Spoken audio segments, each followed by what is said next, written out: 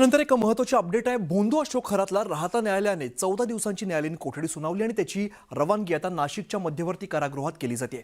शिर्डीतील जमीन गैरव्यवहार प्रकरणी खरातला न्यायालयीन कोठडी सुनावण्यात आली आहे। भोंदू अशोक खरात याला नाशिक जिल्ह्यात आणखीन काही गुन्हे खरातवरती दाखल असून त्याचा ताबा आता कोणाला मिळणार याकडे सर्वांचं लक्ष लागलं आहे।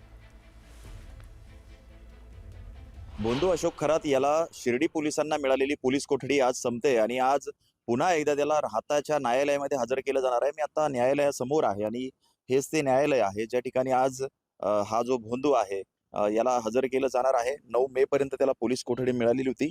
शिर्डीतील जो शेतकरी आहे त्याची जमीन आणि सावकारीच्या प्रकरणामध्ये हा भोंदू जो आहे तो गजाआड झालेला आहे। गेल्या 4 दिवसापासून त्याची कसून चौकशी जी आहे ती पोलिसांकडनं सुरू आहे आणि 2-3 दिवसामध्ये त्याच्याकडनं अनेक प्रश्नांची उत्तरं मिळवण्याचा प्रयत्न खरं तर पोलिसांनी केला, मात्र तो सहकार्य करत नसल्याचं चित्र जे आहे ते बघायला मिळतंय। आणि काल प्रभाकर गुंजाळ किंवा इतर जे साक्षीदार ज्यांनी साक्षीदार म्हणून या सगळ्या व्यवहारात केलेल्या होत्या यांची एकमेकांच्या समोर सगळी चौकशी करण्यात आली। त्यावेळी तो त्यांच्यावरती चिडल्याची देखील माहिती आहे। मुद्दामहून मला अडकवण्याचा प्रयत्न या सगळ्या प्रकरणात केला जात असल्याचा आरोप जो आहे तो अशोक खरात करतोय। आणि दुसरीकडे कल्पना खरात जी आहे ती 31 मार्च पासून अजूनही फरार आहे।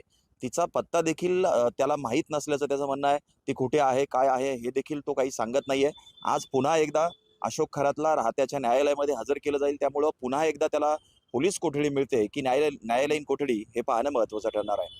हरीश दिमोटे, न्यूज 18 मराठी, शिर्डी, अहिल्यानगर।